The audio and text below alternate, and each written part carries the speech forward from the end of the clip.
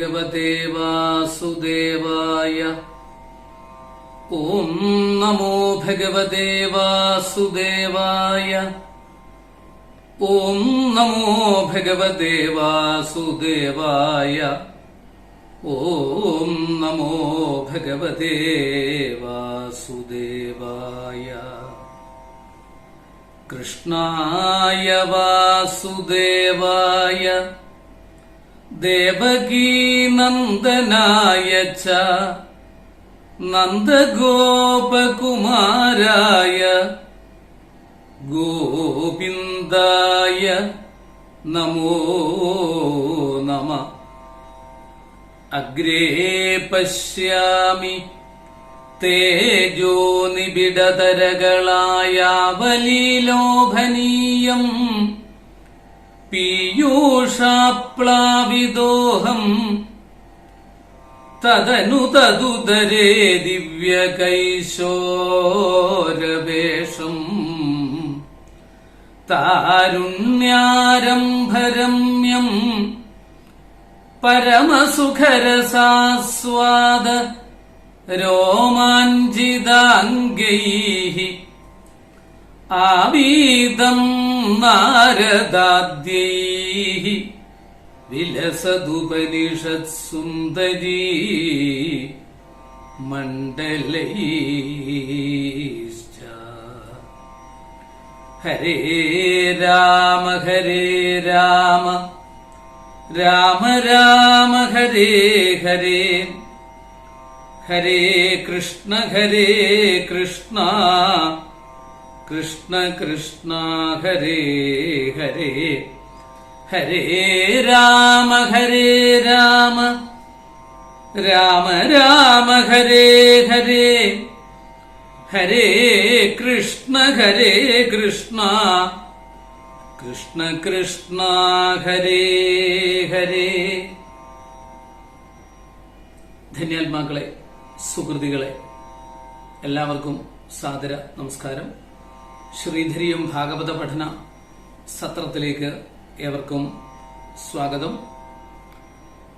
ശ്രീധരിയും ഭാഗവത പഠനത്തിൽ ശ്രീമദ് ഭാഗവതം പ്രഥമ സ്കന്ധം 14 അധ്യായത്തിലെ 29 മുതൽ 38 വരെയുള്ള ശ്ലോകങ്ങളാണ് ഇന്ന് പഠിക്കുന്നത്. 10 ശ്ലോകങ്ങൾ ശ്രദ്ധയോടുകൂടി പഠിക്കാം, ശ്രദ്ധിക്കുക. ആസദേ കുശലം കച്ചിത് യേ ശത്രുജിതാദയ കച്ചിദാസ്തേ സുഖം രാമോ ഭഗവാൻ സാത്വതാം പ്രഭു. ആസദേ കുശലം കച്ചിത് യേ ശത്രുജിതാദയ കച്ചിദാസ്തേ സുഖം രാമോ ഭഗവാൻ സാത്വതാം പതി. പ്രദ്യുമ്ന സർവവൃഷ്ണീനാം സുഖമാസ്തേ മഹാരഥ ഗംഭീരരയോ നിരുദ്ധോ വർദ്ധതേ ഭഗവാനുത. പ്രദ്യുമ്ന സർവവൃഷ്ണീനാം സുഖമാസ്തേ മഹാരഥ ഗംഭീരരയോ നിരുദ്ധോ വർദ്ധതേ ഭഗവാനുത. സുഷേണ ചാരുദേഷ്ണശ്ച സാംബോ ജാംബവതീ സുത അന്യേ ജഗാസ്മിപ്രവരാ സപുത്രാ ഋഷഭാദയ. സുഷേണശ്ചാരുദേഷ്ണശ്ച സാംബോ ജാംബവതീ സുത അന്യേ ജഗാസ്മിപ്രവരാ സപുത്രാ ഋഷഭാദയ.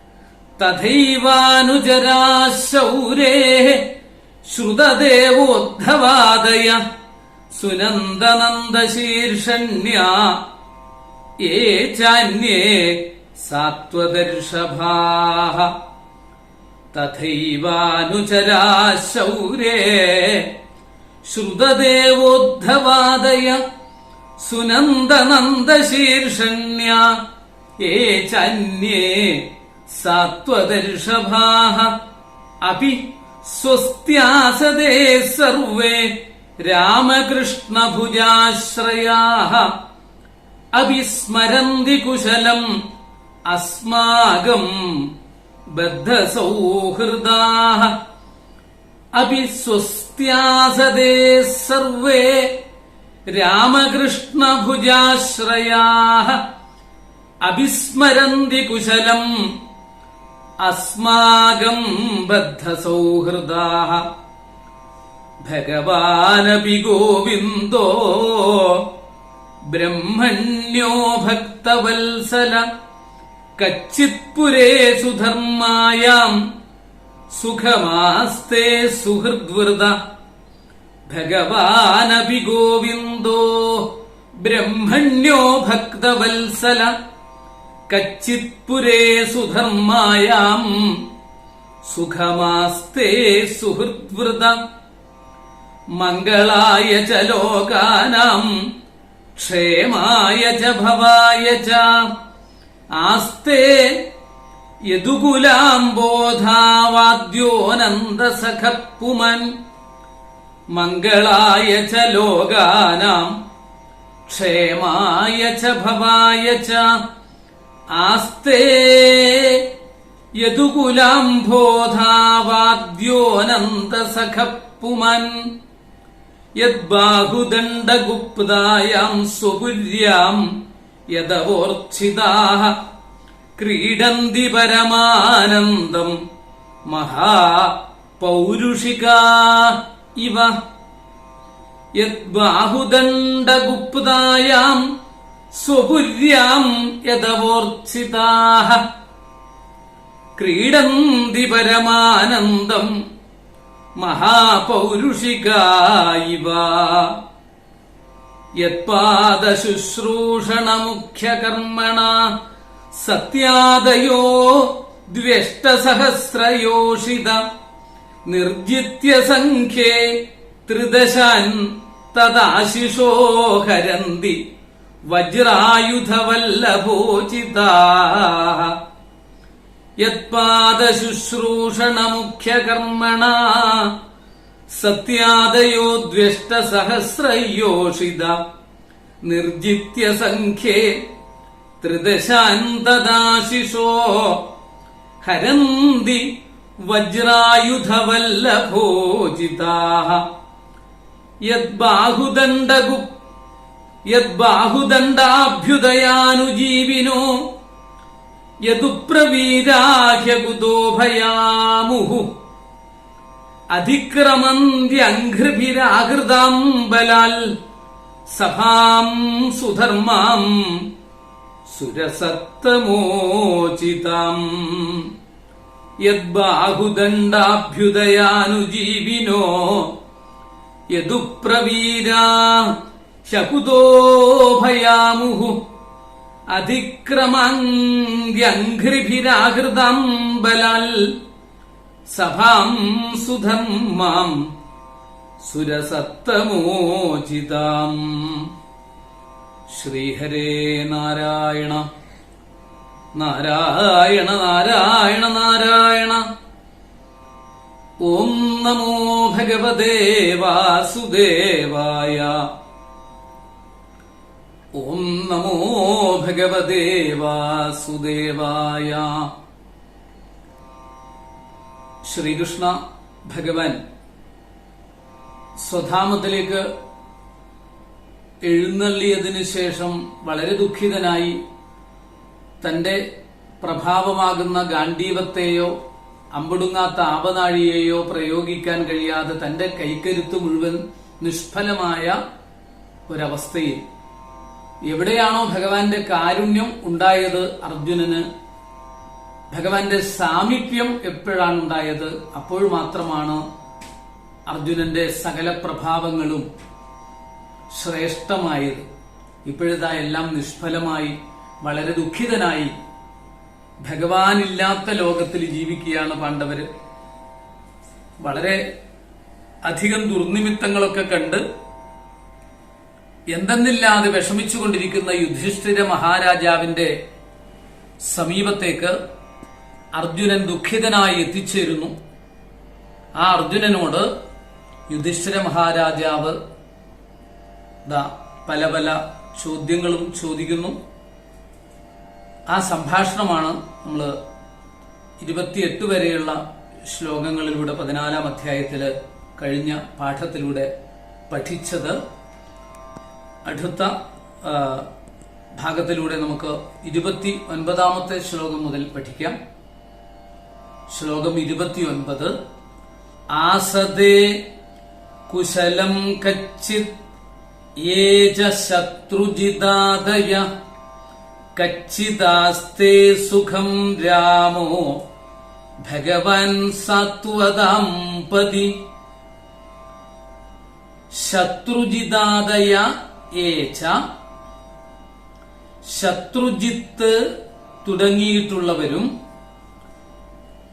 കുശലം ക്ഷേമമായി ആസദേ കച്ചിൽ ഇരിക്കുന്നുവോ സാത്വതാം യാദവന്മാരുടെ പ്രഭുവും ഭഗവാൻ ഭഗവാനുമായ രാമ ശ്രീ ബലരാമൻ. ഇവിടെ രാമ എന്ന് പറഞ്ഞാൽ ശ്രീ ബലരാമൻ എന്നാണ് രാമശബ്ദത്തിന്റെ അർത്ഥം. സുഖമാസ്തേ കച്ചിത്, സുഖമായിരിക്കുന്നുവോ ചോദ്യമാണ്. ശത്രുജിത്ത് തുടങ്ങിയിട്ടുള്ളവരും ക്ഷേമമായിട്ടിരിക്കുന്നുവോ ദ്വാരകയിൽ. യാദവന്മാരുടെ പ്രഭുവും ഭഗവാനുമായ ശ്രീ ബലരാമസ്വാമി ദ്വാരകയിൽ സുഖമായിട്ടിരിക്കുന്നുവോ എന്ന് ചോദിക്കുകയാണ്. ശ്ലോകം 30. പ്രദ്യുമ്ന സർവവൃഷ്ണീനാം സുഖമാസ്തേ മഹാരഥ ഗംഭീരരയോ നിരുദ്ധോ വർദ്ധതേ ഭഗവാനുത. സർവവൃഷ്ണീനാം, എല്ലാ വൃഷ്ണികളുടെയും ഇടയിൽ, മഹാരഥ മഹാരഥികനായ പ്രദ്യുമ്ന പ്രദ്യുമ്നൻ സുഖം ആസ്തേ സുഖമായിരിക്കുന്നുവോ. ഗംഭീരരയ അതിപരാക്രമിയും ഭഗവാൻ മഹാനുഭാവനുമായ അനിരുദ്ധ അനിരുദ്ധൻ വർദ്ധതേ ഉത സർവോത്കർഷേണ വർത്തിക്കുന്നുണ്ടോ. അതായത് ക്ഷേമത്തോടുകൂടി എല്ലാ ഐശ്വര്യങ്ങളോടും കൂടി വർത്തിക്കുന്നുണ്ടോ എന്നാണ് ഈ ശ്ലോകത്തിലൂടെ ചോദിക്കുന്നത്.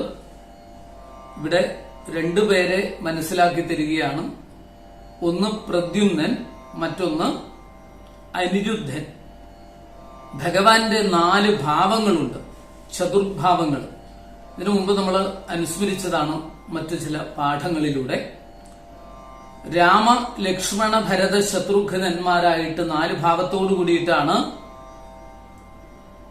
ഭഗവാൻ രാമാവതാരത്തിലൂടെ ജനിച്ചത്, അവതരിച്ചത്, ഒപ്പം തന്നെ രാമനോടൊപ്പം അവതരിച്ചത് എന്ന് നമ്മൾ അനുസ്മരിച്ചു.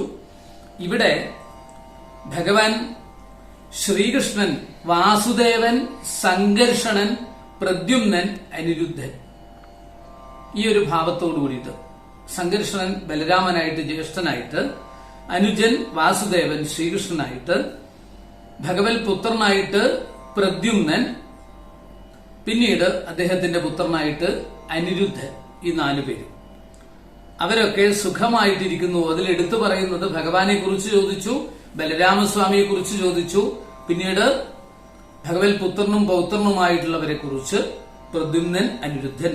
എല്ലാ വൃഷ്ടികളുടെയും ഇടയില്, ആ യാദവ വംശത്തിലുള്ള എല്ലാവരുടെയും ഇടയില് മഹാരഥികനായ, അത്യധികം കേമനായ, വില്ലാളി വീരനായ പ്രദ്യുമ്നൻ സുഖമായിരിക്കുന്നുവോ. അതിപരാക്രമിയും മഹാനുഭാവനുമായ അനിരുദ്ധൻ സുഖത്തോടുകൂടി കഴിഞ്ഞുകൂടുന്നുണ്ടോ എന്ന് ചോദിക്കുകയാണ് ഈ ശ്ലോകത്തിലൂടെ. അടുത്ത ശ്ലോകം 31. സുഷേണ ചാരുദേഷ്ണശ്ച സാംബോജാംബവതീ സുത അന്യേ ച കാഷ്ണിപ്രവരാ സപുത്രാ ഋഷഭാദയ. സുഷേണ സുഷേണനും ചാരുദേഷ്ണനും ജാംബവതീ സുത ജാംബവതിയുടെ പുത്രനായ സാംബനും കാഷ്ണിപ്രവരാഹ കൃഷ്ണപുത്രന്മാരിൽ യോഗ്യന്മാരായ സപുത്രരായുള്ള ഋഷഭാദയ ഋഷഭൻ തുടങ്ങിയിട്ടുള്ളവരും അന്യേച മറ്റു ഉള്ളവരും തഥായേവ ആ വിധം തന്നെ ശൗരേഹേ ശ്രീകൃഷ്ണന്റെ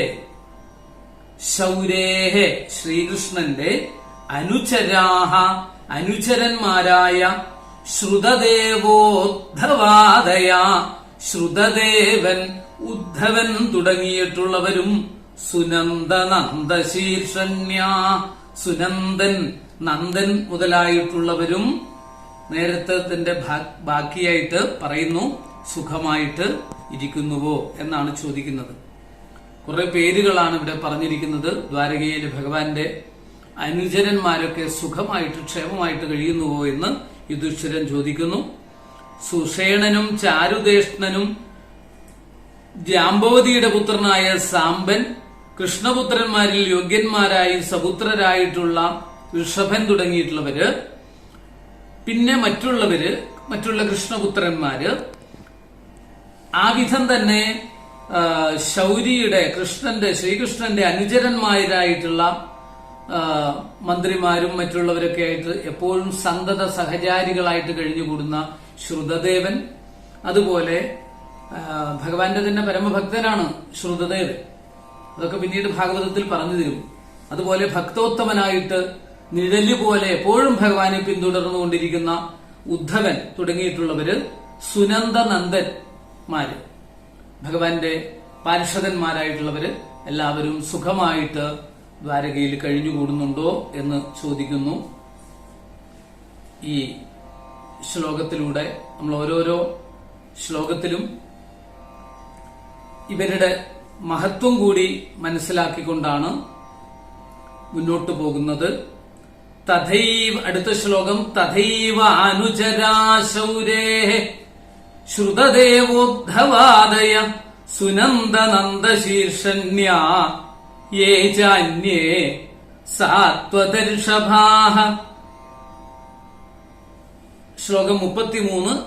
അഭിസ്വസ്ത്യാസദേ സർവേ രാമകൃഷ്ണഭുജാശ്രയാഃ അഭിസ്മരന്തി കുശലം അസ്മാകം ബദ്ധസൗഹൃദാഃ. ഇവിടെ ഓരോരുത്തരെയായിട്ട് എടുത്തെടുത്ത് വർണ്ണിക്കുകയാണ്. അതായത് സാത്വതഋഷഭാഃ യദുപുങ്കവന്മാർ. സാത്വതഋഷഭന്മാർ എന്ന് പറഞ്ഞാൽ യദുപുങ്കവന്മാർ, യദുകുലത്തിൽ ശ്രേഷ്ഠന്മാരായിട്ടുള്ളവര്. അന്യേ വേറെ, ഏച ആരെല്ലാം ഉണ്ടോ, സർവേ അവരെല്ലാവരും. സർവേ എന്ന് പറഞ്ഞാൽ അർത്ഥം അവർ എല്ലാവരും. രാമകൃഷ്ണഭുജാശ്രയാഃ രാമകൃഷ്ണന്മാരുടെ ഭുജബലത്തെ ആശ്രയിച്ചവരായിട്ട്, രാമകൃഷ്ണന്മാരുടെ കൈക്കരുത്തിനെ ആശ്രയിച്ചവരായിട്ട് സ്വസ്തി സുഖമായി. സ്വസ്തി എന്ന് പറഞ്ഞാൽ സുഖമായി. അപി ആസതേ നിവസിക്കുന്നുവോ. ബദ്ധസൗഹൃദാഃ സ്നേഹബദ്ധത്തോടു കൂടിയവർ, സ്നേഹബദ്ധരായിട്ട് കഴിയുന്നവർ, സ്നേഹബന്ധത്തോടുകൂടി കഴിഞ്ഞുകൂടുന്നവർ. സൗഹൃദാഃ ബദ്ധസൗഹൃദാഃ അസ്മാകം നമ്മുടെ കുശലം യോഗക്ഷേമത്തെ അഭിസ്മരന്തി ചിന്തിക്കുന്നുണ്ടോ എന്നാണ് ഇതിലൂടെ ചോദിക്കുന്നത്. അതായത് യാദവ ശ്രേഷ്ഠന്മാര്, യാദവ പുങ്കവന്മാര്, പിന്നെ വേറെ ആരെല്ലാം ഉണ്ടോ അവരെല്ലാവരും രാമകൃഷ്ണന്മാരുടെ ഭുജബലത്തെ ആശ്രയിച്ചവരായിട്ട് സുഖമായിട്ട് നിവസിക്കുന്നുണ്ടോ, താമസിക്കുന്നുണ്ടോ? സ്നേഹബന്ധത്തോടുകൂടി അവർ നമ്മുടെ യോഗക്ഷേമത്തെ വല്ലതും ചിന്തിക്കുന്നുണ്ടോ? ഞങ്ങളൊക്കെ ഇവിടെ ഇങ്ങനെ കഴിഞ്ഞുകൂടുന്നുണ്ടോ സുഖമായിട്ട് എന്ന് അവരൊന്ന് ചിന്തിക്കുന്നുണ്ടോ അർജുന എന്നങ്ങനെ ചോദിക്കുന്നു. അടുത്ത ശ്ലോകം 34. ഭഗവാനപി ഗോവിന്ദോ ബ്രഹ്മണ്യോ ഭക്തവത്സല കച്ചിത് പുരേ സുധർമായാം സുഖമാസ്തേ സുഹൃദ്വൃത. ഭഗവാൻ അപി ഗോവിന്ദ ബ്രഹ്മണ്യ ഭക്തവത്സല കച്ചിത് പുരേ സുധർമായാം സുഖം ആസ്തേ സുഹൃദ്വൃത. ബ്രഹ്മണ്യ ബ്രാഹ്മണ ഭക്തനും ഭക്തവത്സല ഭക്തവത്സലനും ഭക്തന്മാരിൽ വാത്സല്യമുള്ളവനും ഭഗവാൻ ഷഡ്ഗുണ സമ്പൂർണനുമായിട്ടുള്ള 6 ഗുണങ്ങളോട് കൂടിയിട്ടുള്ളവരെയാണ് ഭഗവാൻ എന്ന് പറയുന്നത്. ഇതൊക്കെ മുൻപ് പറഞ്ഞു തന്നിരിക്കുന്ന കാര്യങ്ങളാണ്. അങ്ങനെയുള്ള ഭഗവാൻ ഐശ്വര്യം, വീര്യം, യശസ്, ജ്ഞാനം, വിജ്ഞാനം തുടങ്ങിയിട്ടുള്ള 6 ഭഗങ്ങളോട് കൂടിയിട്ടുള്ള ഭഗവാൻ. ഗോവിന്ദ അപി ശ്രീകൃഷ്ണനും പുരേ ദ്വാരകാപുരത്തിലെ സുധർമായാം സുധർമ്മ എന്ന ദേവസഭയിൽ, അതായത് ഭൂമിയില് ശ്രീകൃഷ്ണൻ ദ്വാരകയില് ഇന്ദ്രസഭയ്ക്ക് തുല്യമായിട്ട്, സ്വർഗത്തിലെ സഭയ്ക്ക് തുല്യമായിട്ട് നിർമ്മിച്ച സഭയാണ് സുധർമ്മ എന്ന് പറയും. അവിടെ വെച്ചിട്ടാണ് ഭഗവാൻ രാജ്യകാര്യങ്ങളൊക്കെ ചെയ്തിരുന്നത്. അതാണ് സുധർമ്മ, മറക്കരുത്.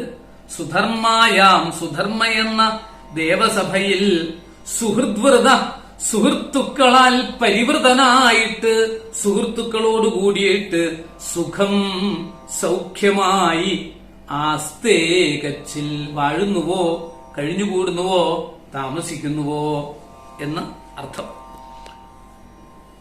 ചിന്തിക്കാം. ബ്രാഹ്മണ ഭക്തനും ഭക്തവത്സലനും 6 ഗുണങ്ങളോട് കൂടിയിട്ട് പൂർണ്ണനായിട്ട് പരിലസിച്ചുകൊണ്ടിരിക്കുന്നവനുമായ ഷഡ്ഗുണ സമ്പൂർണനുമായ ശ്രീകൃഷ്ണനും ദ്വാരകാപുരിയിലെ സുധർമ്മ എന്ന ദേവസഭയിൽ സുഹൃത്തുക്കളോടുകൂടി മറ്റുള്ള മന്ത്രിമാരോടും വേണ്ടപ്പെട്ടവരോടും കൂടി സുഖമായിട്ട് കഴിഞ്ഞുകൂടുന്നില്ലേ?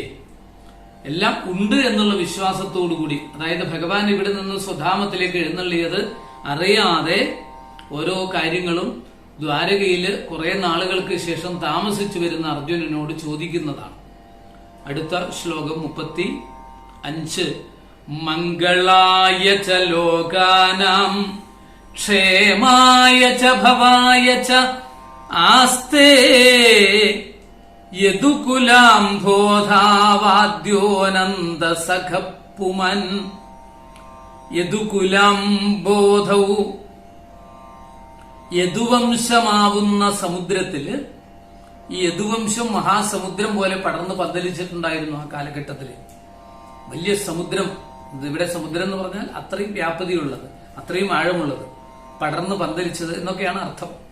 അങ്ങനെയുള്ള യദുവംശമാകുന്ന സമുദ്രത്തില് അനന്തസഖ ആദിശേഷമൂർത്തിയായ ബലരാമനോടുകൂടി അവതാരം ചെയ്ത ആദ്യപ്പുമൻ ആദിപുരുഷനായ ശ്രീകൃഷ്ണൻ ലോകാനാം ലോകങ്ങളുടെ മംഗളായ ച മംഗളത്തിനും എന്നർത്ഥമാണ്. ച എന്ന് പറയുമ്പോൾ രാമകൃഷ്ണശ്ച എന്നൊക്കെ പറയും നമ്മള്. അപ്പൊ രാമനും കൃഷ്ണനും എന്നർത്ഥം വരും. അതുപോലെ ച എന്ന് ചേർത്ത് കഴിഞ്ഞാൽ, 2 വാക്കുകളോടുകൂടി ച എന്ന് ചേർത്ത് കഴിഞ്ഞാൽ, അല്ലെങ്കിൽ ഒരു വാക്കിന് പിറകിലായിട്ട് ച എന്ന് ചേർത്ത് കഴിഞ്ഞാൽ എന്നർത്ഥം കിട്ടും. മംഗളായ ച മംഗളത്തിനും, ക്ഷേമായ ച ക്ഷേമത്തിനും ഭവായ ച നന്മയ്ക്കും വേണ്ടി ആസ്തേ വാഴുകയാണ്. ഇവിടെ ഒരു വലിയൊരു സങ്കല്പത്തോടുകൂടി അവതരിപ്പിച്ചിരിക്കുകയാണ് ഭഗവാനെ. ഭഗവാൻ ആരാണ്? സാക്ഷാൽ ആദിശേഷൻ പത്മനാഭനായിട്ട് കുടികൊള്ളുന്നു. അതായത് ആദിശേഷൻ ഇവിടെ പള്ളിമെത്ത വിരിച്ചുകൊണ്ട് ആ ശയ്യയില് പത്മനാഭനായിട്ട് ഭഗവാനും കുടികൊള്ളുന്നു. നമ്മൾ സാധാരണ പറയുന്ന പത്മനാഭന്റെ ഭാവം.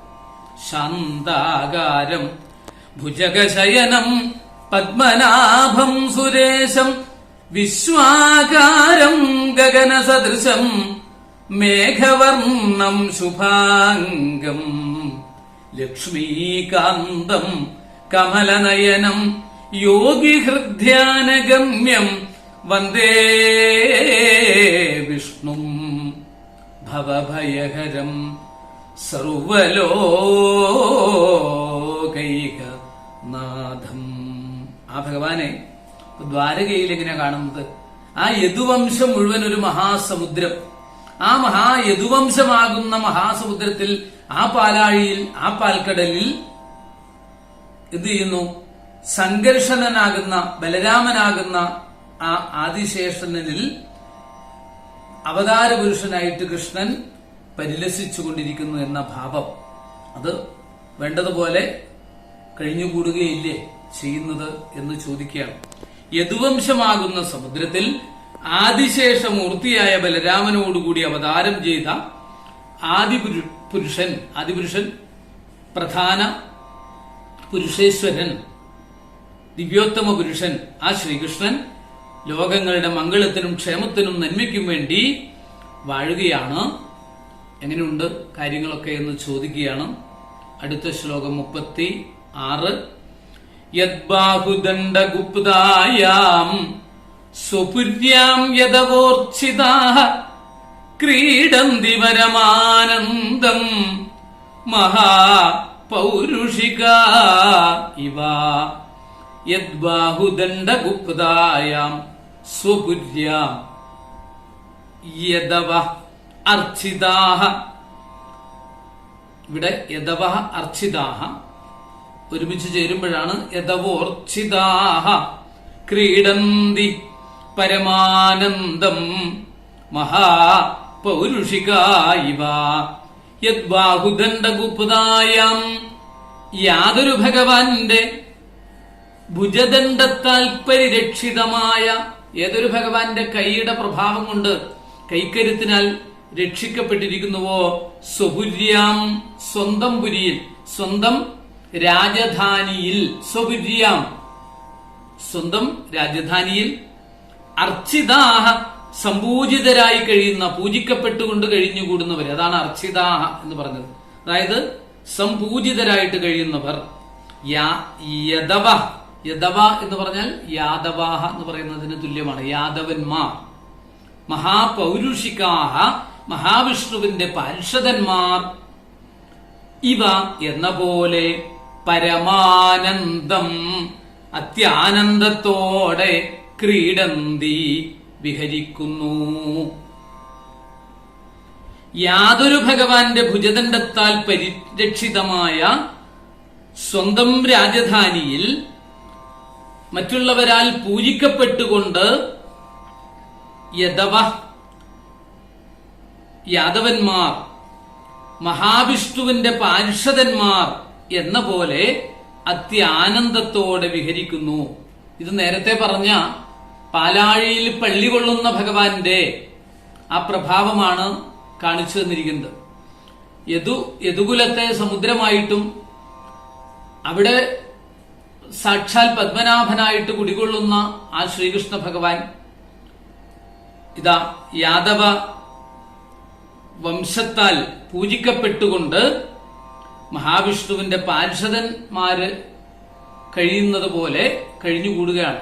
അതായത് പാർഷദന്മാർ എപ്രകാരമാണോ കഴിഞ്ഞുകൂടുന്നത് അതുപോലെയാണ് ഇവരിങ്ങനെ കഴിഞ്ഞുകൂടുന്നത് എന്നാണ് പറഞ്ഞത്. ഇനി അടുത്ത ശ്ലോകം 37.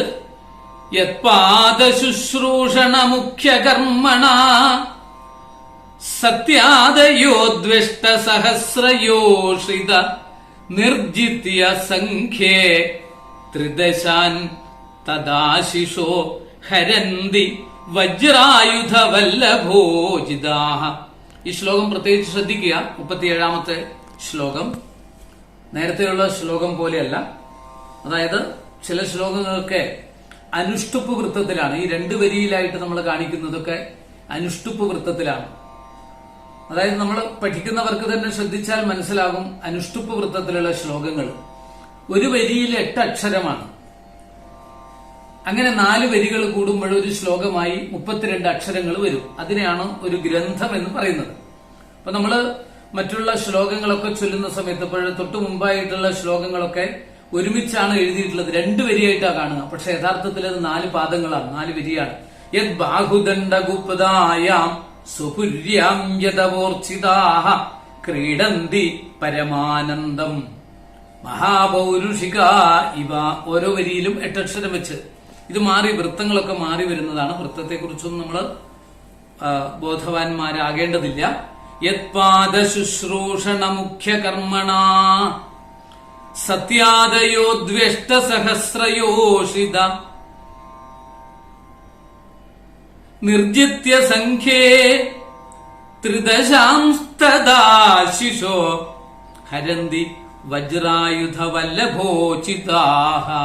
ശ്രദ്ധിക്കുക, വളരെ ശ്രദ്ധയോടുകൂടി ആ പദങ്ങളൊക്കെ ശ്രദ്ധിച്ചുകൊണ്ട് വേണം ഇത് പഠിക്കാൻ വേണ്ടി. ത്രിദശാംസ്തദാശിഷോ എന്നാണ് ഉള്ളത്. ത്രിദശാൻ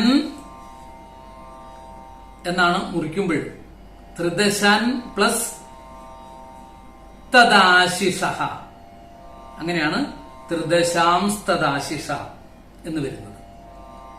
യത്പാദശുശ്രൂഷണ മുഖ്യ കർമ്മണ, യാതൊരു ഭഗവാന്റെ പാദപരിചര്യയാകുന്ന ഉത്തമ കർമ്മം കൊണ്ട് സത്യാദയ സത്യഭാമാദികളായ ദ്വേഷ്ട സഹസ്രയോഷിത 16,000 സ്ത്രീകള്.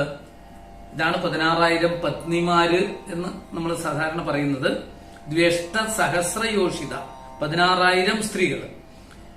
ത്രിദശാൻ ദേവന്മാരെയും കൂടി സംഖ്യേ സമരത്തിൽ. ഇവിടെ സംഖ്യേ എന്നാണ് പറയുന്നത്. സംഖ്യേ എന്ന് പറഞ്ഞാൽ സമരത്തിൽ എന്നർത്ഥം.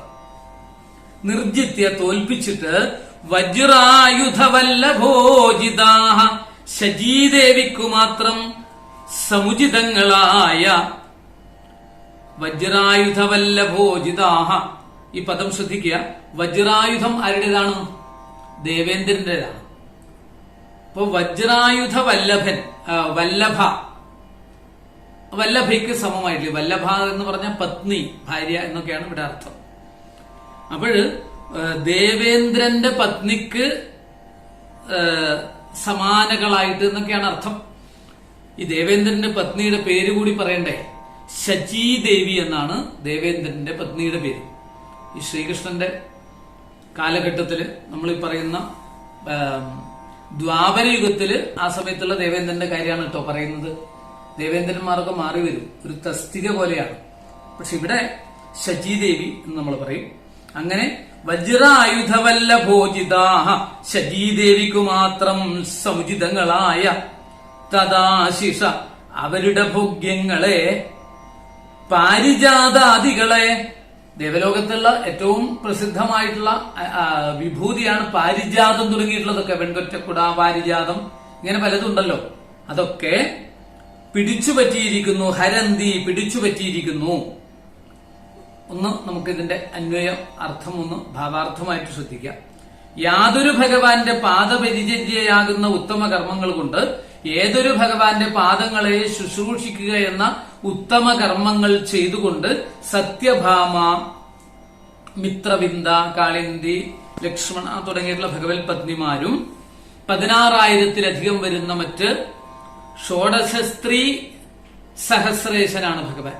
ആ പത്നിമാരും ദേവന്മാരെ കൂടി യുദ്ധത്തിൽ തോൽപ്പിച്ച് ശചീദേവിക്കു മാത്രം സമുചിതങ്ങളായ അവരുടെ ഭോഗ്യങ്ങളെ പാരിജാതാദികളെ പിടിച്ചുപറ്റിയിരിക്കുന്നു. ഇവിടെ ഓരോ കഥകളും ഓരോ ശ്ലോകങ്ങളിലും പൂർത്തിയാവില്ല കേട്ടോ. കാരണം ഇതൊരു വലിയ കഥയാണ് പറയുന്നത്. സത്യഭാമയോട് കൂടിയിട്ട് ഭഗവാൻ ഗരുഡാരൂഢനായിട്ട് ചെന്നിട്ട് നമ്മുടെ നരകാസുരനെ നിഗ്രഹിക്കുകയും ഒടുവില് നരകാസുരൻ ഈ മാതാവായ അതിഥി ദേവിയുടെ കനകകുണ്ടലങ്ങളൊക്കെ പിടിച്ചു പറിച്ചെടുത്ത് കൊണ്ടുവന്നിരുന്നു, ഒളിപ്പിച്ചു വെച്ചിരുന്നു. അതൊക്കെ തിരിച്ചെടുത്ത് ദേവേന്ദ്രന് വെൺകൊറ്റക്കുടിയൊക്കെ കൊണ്ട് സമർപ്പിച്ചു സത്യഭാമയോട് കൂടിയിട്ട് പോയിട്ട്.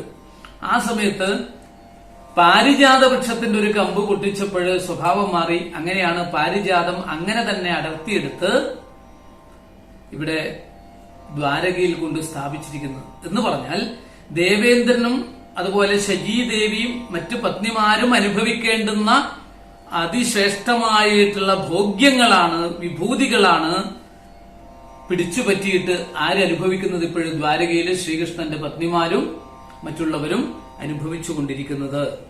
അടുത്ത ശ്ലോകം 38. യദ്ബാഹുദണ്ഡാഭ്യുദയാനുജീവിനോ യദുപ്രവീരാഹ്യകുതോ ഭയാമുഹു അധിക്രമന്ത്യഘ്രിഭിരാഹൃതാംബലാൽ സഭാം സുധർമാം സുരസത്തമോചിതാം. യദ്ബാഹുദണ്ഡാഭ്യുദയാനുജീവിന യാതൊരു ഭഗവാന്റെ ഭുജദണ്ഡ വൈഭവത്തെ അവലംബിച്ചു ജീവിതം നയിക്കുന്ന, ഭഗവാന്റെ പ്രഭാവം കൊണ്ട് ആ കര സാമർഥ്യം കൊണ്ട് അതിനെ ആശ്രയിച്ചുകൊണ്ട് ജീവിക്കുന്നവര് ആരൊക്കെയാണ്? യദുപ്രവീരാഹ, യാദവ വീരന്മാർ. അകുതോ ഭയ, എങ്ങുനിന്നും ഭയമില്ലാത്തവരായിട്ട്. ബലാൽക്കാരേണ ആഹൃതാം, ഭഗവാനാൽ കൊണ്ടുവരപ്പെട്ട. സുരസത്തമോചിതാം, ദേവരാജാവിനു മാത്രം യോജിച്ചതായ. സുധർമാം, സുധർമ്മയെന്ന സഭാമന്ദിരത്തെ. മുഹു, വീണ്ടും വീണ്ടും. അംഘ്രിഭി അധിക്രമന്തിഹി, കാലുകൾ കൊണ്ട് ചവിട്ടിക്കയറിയിരിക്കുന്നുവല്ലോ. ഇവിടെ യാതൊരു ഭഗവാന്റെ ഭുജദണ്ഡത്തെ വൈഭവത്തെ അവലംബിച്ച്, ഏതൊരു ശ്രീകൃഷ്ണ ഭഗവാന്റെ കാരുണ്യവും കൈക്കരുത്തിന്റെ പ്രഭാവവും അവലംബിച്ച് ജീവിക്കുന്ന ഈ യാദവ പ്രമുഖന്മാര്, യാദവ പ്രബലന്മാര്, വീരന്മാര് എങ്ങും നിന്നും ഭയമില്ലാത്തവരായിട്ട്, ഒരു സ്ഥലത്തുനിന്നും ഭയമില്ലാത്തവരായിട്ട്, ഭഗവാനാൽ കൊണ്ടുവരപ്പെട്ട, ഭഗവാൻ ദേവലോകത്ത് നിന്ന് ഇവിടത്തേക്ക് കൊണ്ടുവന്നിട്ടുള്ള ദേവരാജാവിന് മാത്രം യോജിച്ചതാണ്. അല്ലെങ്കിൽ ദേവരാജാവാരാണ്? ദേവേന്ദ്രനും മറ്റുള്ള ദേവന്മാർക്ക് മാത്രം അവകാശപ്പെട്ടതാണ് സുധർമ്മ എന്ന സഭ. അതിപ്പോ എവിടെയാണുള്ളത്? സഭ ദ്വാരകയിലുണ്ട്.